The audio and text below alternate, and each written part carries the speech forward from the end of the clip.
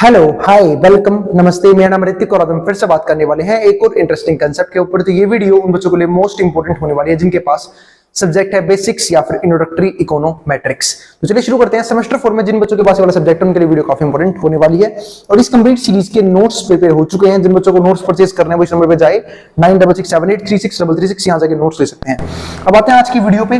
तो lesson number 5 हमारा शुरू हो चुका था प्रीवियस वीडियो के साथ, जहां पे हमने बेसिक समझा कि मल्टी कोलिनियरिटी का मतलब क्या होता है और हेड्रोस्केडास्टिसिटी का मतलब क्या होता है। हेड्रोस्केडास्टिसिटी का मतलब क्या होता है।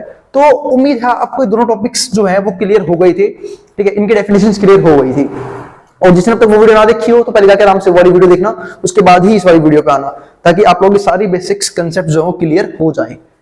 ठीक है, तो इस बात का ध्यान रखें और हर एक वीडियो को सीरीज वाइज ही देखा करो ताकि आपको हर एक कंसेप्ट में कोई भी दिक्कत ना आए, आपको हर एक कंसेप्ट सीरीज वाइज क्या होता है समझ में आ जाए। क्योंकि बहुत सारे कंसेप्ट ऐसे होते हैं जो प्रीवियस वीडियोस में समझाए गए होते हैं, उसका यूज आने वाली वीडियोस में भी होता है। तो हमेशा वीडियो को सीरीज वाइज देखा करो। अब यहाँ पे देखो, तो अब अगर बात करूं यहाँ पे मल्टी कोलिनियरिटी, इसका मतलब मैंने आपको प्रीवियस वीडियो में समझाया था कि मल्टी कोलिनियरिटी का मतलब सिर्फ इतना सा होता है कि जब इंडिपेंडेंट वेरिएबल एक दूसरे के साथ काफी अच्छे कोरिलेशन रखें, उसको हम क्या बोलते हैं, मल्टी कोलिनियरिटी। तो अगर मैं इसकी बात करूं तो नेचर ऑफ मल्टी कोलिनियरिटी इसकी हम बात कर चुके थे। तो इफ टू और मोर वेरिएबल्स, जैसे यहाँ पे बात करें दो और दो से ज्यादा फालतू variables in a classical linear regression equation, किसमें, एक क्लासिकल लीनियर रिग्रेशन इक्वेशन में regression model have an exact linear relationship, जिनके पास क्या हो, एक एग्जैक्ट लीनियर रिलेशनशिप हो between them, then it is a case of perfect multicollinearity. यानी कि जब कोई भी दो या दो से फालतू वेरिएबल एक दूसरे के साथ हाईली कोरिलेटेड हो, उसको बोलते हैं स्टेट ऑफ मल्टी कोलिनियरिटी। और यहाँ पे जो केस है कि रिलेशनशिप क्या उनके बीच में लीनियर रिलेशनशिप है between them, it is a perfect multi collinearity.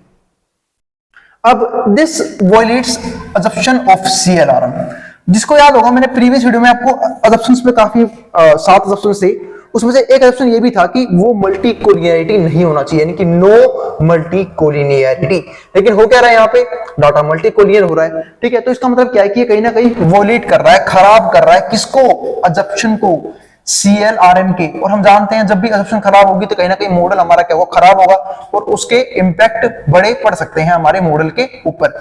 Impact को हम डिस्कस करेंगे नेक्स्ट वीडियो में। लेकिन अभी हम समझते हैं कि इस ये जो होता है, होता क्यों है, मतलब क्यों मल्टी कोलिनियरिटी देखी जाती है क्लासिक लीनियर रिग्रेशन मॉडल के अंदर, और क्यों देखी जाती है और ये होता क्या है वो समझते हैं पहले हम। तो अगर मैं इसकी बात करूं तो अ रिग्रेशन मॉडल विद के एक्सप्लेनेटरी वेरिएबल, जहां पे क्या है, के एक्सप्लेनेटरी वेरिएबल है x1 x2 x3 से लेके xk तक, यानी कि हमारे क्या है, एक्सप्लेनेटरी वेरिएबल्स हैं जो एक्सप्लेन करने का काम करते हैं। Where x1 equals to 1 for all observations, किसके लिए, सारी ऑब्जर्वेशन के लिए। Therefore understood as an intercept term, इसको हम क्या मान सकते हैं, इंटरसेप्टम मान सकते हैं x1 इक्वल्स टू 1 को।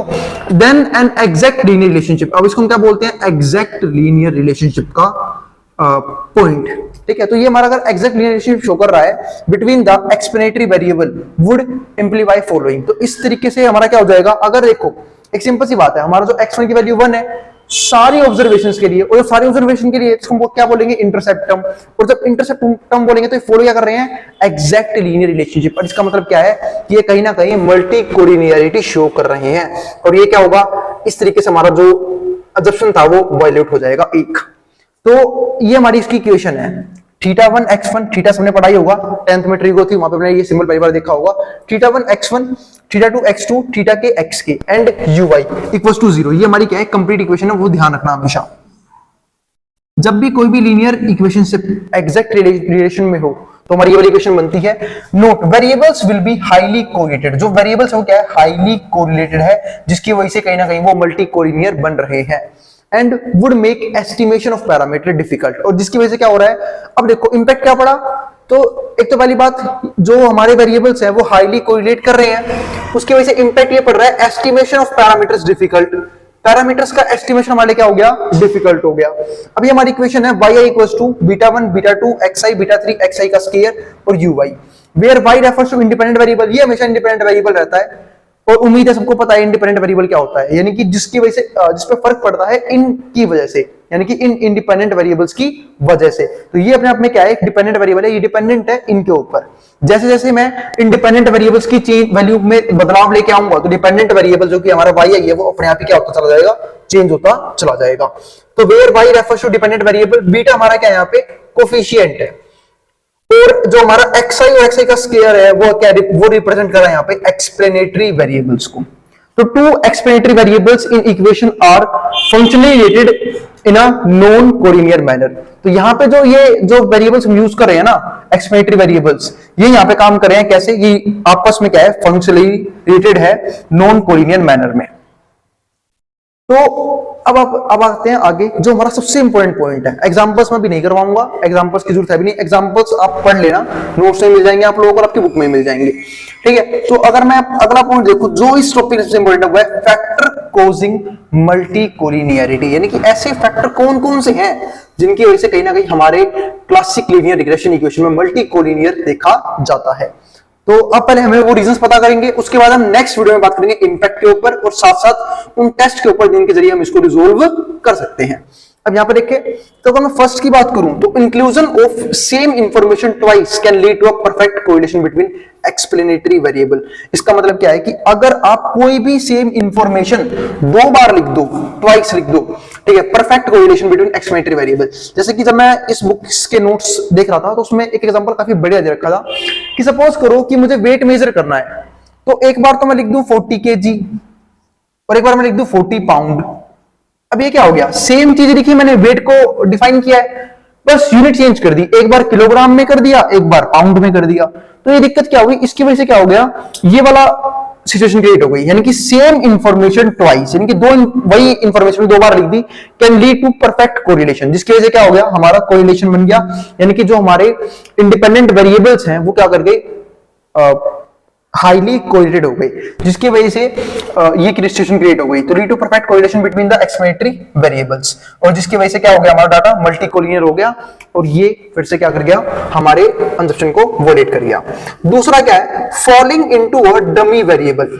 जब भी आप डमी वेरिएबल ट्रैप में फंस जाते हो, यानी कि आप हेल्प लेते हो डमी वेरिएबल की बाय इंक्लूडिंग ऑल कैटेगरीज, सारी कैटेगरी को इंक्लूड करते हुए। और मैंने आपको बताया था, याद होगा चैप्टर में, कि हम सारी कैटेगरीज के लिए डमी वेरिएबल यूज नहीं करते हैं, जितनी कैटेगरी यूज होती है उसके लिए उससे एक कम डमी वेरिएबल यूज किया जाता है हमेशा। तो ये भी क्या हो गया, falling into a dummy variable trap bye including all categories of dummy variable, जहां पे हम हर एक कैटेगरी के लिए डमी वेरिएबल यूज कर रहे हैं simultaneously in a single equation, किसी भी एक सिंगल इक्वेशन के अंदर। और इस तरीके से भी हमारा क्या हो जाएगा, जो डाटा है, जो हमारा classical linear regression equation model है, वो क्या कर जाएगा, मल्टी कोलिनियर हो जाएगा, और फिर से हमारा ये क्या हो जाएगा, असम्पशन वॉयलेट हो जाएगा।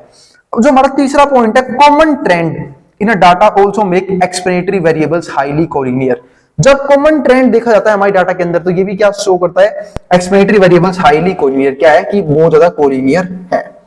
अब ऐसा क्यों होता है, समझाता हूं आप लोगों को। जैसे मान लो, अगर मैं बात करूं यहाँ पे एक्सपेंडिचर, अगर मैं बात करूं किसी भी रिच स्कूल की as compare to poor school, तो वो अपने हर एक सेक्टर में, चाहे वो हमारा एकेडमिक्स हो, चाहे वो हमारा स्पोर्ट्स हो, उसमें अच्छा खासा खर्चा करते हैं। एकेडमिक्स के लिए वो एडवांस टेक्निक्स यानी कि स्मार्ट बोर्ड्स वगैरह यूज करते हैं, ठीक है। और अगर मैं बात करूं स्पोर्ट्स के लिए एडवांस इक्विपमेंट्स यूज करते हैं, बच्चों को एडवांस इक्विपमेंट चलाना सिखाते हैं। आई बात समझ में? तो इसकी वजह से पता है क्या होता है, अब इसकी वजह से कॉमन ट्रेंड देखा जाता है, यानी कि अगर कोई रिचर स्कूल होगा as compare to poor school, कोई भी अगर कोई ऐसा स्कूल है जहां पे इतनी फैसिलिटीज नहीं है, उससे कंपेयर में वो अपने हर एक एस्पेक्ट पर ध्यान देते हैं, जिसकी वजह से कॉमन ट्रेंड देखा जाता है, यानी कि हर एक चीज को, हर एक एक्सपेंडिचर को पैसे के साथ बढ़ाया जा रहा है। तो ये हमारा क्या क्रिएट करता है यहाँ पे, ये वाला पॉइंट। तो common trend in data also make explanatory variables highly collinear, तो जिसकी वजह से भी क्या होता है, जो हमारे एक्सप्लेनेटरी वेरिएबल हैं, एक्सप्लेनेटरी यानी कि जो भी हमारे वेरिएबल्स हैं, ठीक है, वो क्या हो गए, हाईली कोलिनियर हो गए, यानी कि हाईली कोरिलेट कर गए, जिसकी वजह से फिर से हमारा क्या क्रिएट हो गया, मल्टी कोलिनियर क्रिएट हो गया। तो रहता है हमारा fourth point, an over determined model can also violate the assumption of no multi collinearity. जब हमारा कोई भी मॉडल है वो ओवर डिटरमाइंड होता है, यानी कि कुछ ज्यादा ही बढ़ चढ़ के बातें कर रहा होता है, मॉडल को ज्यादा ही बता रहा होता है, over determined the assumption of non multi collinearity. तो ये भी हमारा रूल वॉयलेट कर देता है, किसका, नो मल्टी कोलिनियरिटी का, as the number of explanatory variables would be more than number of observation. क्यों? क्योंकि जब हम किसी भी मॉडल को और अच्छा बनाएंगे एक्सप्लेनेशन के मामले में, तो हमें कहीं ना कहीं अपने एक्सप्लेनेटरी वेरिएबल्स को इंक्रीज करना होगा, और जब ये नंबर ऑफ ऑब्जर्वेशन से फालतू हो जाएगा तो फिर से क्या क्रिएट हो जाएगा, हमारा मल्टी कोलिनियरिटी, यानी कि फिर से जो हमारे वेरिएबल्स हैं वो हाईली कोरिलेट कर जाएंगे, जिसकी वजह से सिचुएशन क्रिएट होगी किसकी, मल्टी कोलिनियरिटी। अब जो हमारा फिफ्थ और लास्ट रीजन है और यहीं पे हम इस वीडियो को रोक देंगे। तो model specification with various polynomial terms, यानी कि जब हम अपने मॉडल को स्पेसिफाई करते हैं, स्पेसिफिकेशन यूज करते हैं उसकी वेरियस पॉलिनोमियल टर्म्स, यानी कि different different polynomial terms use करके ऑफ एक्सप्लेनेटरी वेरिएबल्स, किसकी, वो भी एक्सप्लेनेटरी वेरिएबल्स की टर्म्स यूज करके, can also make these variables highly collinear. तो इनकी वजह से भी जो वेरिएबल्स है वो हाईली कोलिनियर बनते हैं। तो ये हमारे कुछ रीजंस थे, 5 रीजंस, जिनके जरिए हमने ये देखा कि जो हमारा जो कोई भी डाटा है, कोई भी मॉडल है, classical linear regression equation model, वो जो है वो मल्टी कोलिनियर क्यों बनता है। तो यहां से क्वेश्चन अराइज ये हो सकता है कि अगर मैं ऐसे क्वेश्चन बनाने की कोशिश करूं, अब मैं आपको पढ़ाऊंगा कुछ इस तरीके से कि जब भी मैं कुछ समझाऊंगा ना, मैं समझाऊंगा ऐसे क्वेश्चन क्या आ सकता है। अब यहां से अगर क्वेश्चन की बात की जाए तो यहां से क्वेश्चन ये बन सकता है कि पहले आपको मल्टी कोलिनियरिटी पूछ ले कि आप वो डिफाइन कर दो, आप वो डिफाइन कर दोगे, ठीक है, उसके आपको इक्वेशंस लिखनी पड़ेगी आपको ऐसा, और इक्वेशन को डिफाइन भी करना भाई, जब इक्वेशन लिख दोगे उसको डिफाइन करना कि कौन सी वैल्यू क्या दिखाती है। जैसे मैं डिफाइन करता हूं हर एक इसमें कि y हमारा दिखा रहा है डिपेंडेंट वेरिएबल, बीटा दिखा रहा है हमारा कोफिशिएंट, xi और xi का स्क्वायर दिखा रहा है एक्सप्लेनेटरी वेरिएबल, ऐसे डिफाइन करना है आपको एग्जाम के अंदर। तो ये करने के बाद और आपसे नीचे अब क्वेश्चन बड़ा होगा तो क्वेश्चन में एक चीज और पूछ देगा कि भाई आप लोग एक्सप्लेन कर दो कि वो कॉजेस कौन कौन से हैं, वो रीजंस कौन कौन से हैं जिसकी वजह से, वो फैक्टर कौन कौन से जिसकी वजह से जो हमारा कोई भी क्लासिकल लीनियर इक्वेशन मॉडल है वो क्या दिखाता है, मल्टी कोलिनियरिटी दिखाता है, ठीक है। और नेक्स्ट वीडियो में हो सकता है वो अगर इससे एक्स्ट्रा पूछता है वो इंपैक्ट पूछ सकता है कि उसके इंपैक्ट क्या होंगे, जो हम नेक्स्ट वीडियो में डिस्कस करने ही वाले हैं। तो उम्मीद है आपको वीडियो के हर एक कंसेप्ट समझ में आगे होंगे। अब मिलेंगे नेक्स्ट वीडियो के अंदर। और भाई अगर वीडियो पसंद आई हो तो वीडियो को लाइक किए बिना मत जाना और चैनल को सब्सक्राइब भी कर देना। ऐसे वीडियोस के लिए मिलते हैं नेक्स्ट वीडियो के अंदर, जहां पे हम बात करेंगे इसके और भी एडिशनल कंसेप्ट के ऊपर, और जो नेक्स्ट वीडियो आने वाली है वो आएगी हमारी इंपैक्ट्स के ऊपर, यानी कि इंपैक्ट्स क्या होता है मल्टी कोलिनियरिटी का हमारे किसी भी रिग्रेशन मॉडल के ऊपर। अब जिसको जो उतारना उतार सकता है मैट्रम बोर्ड के सामने से।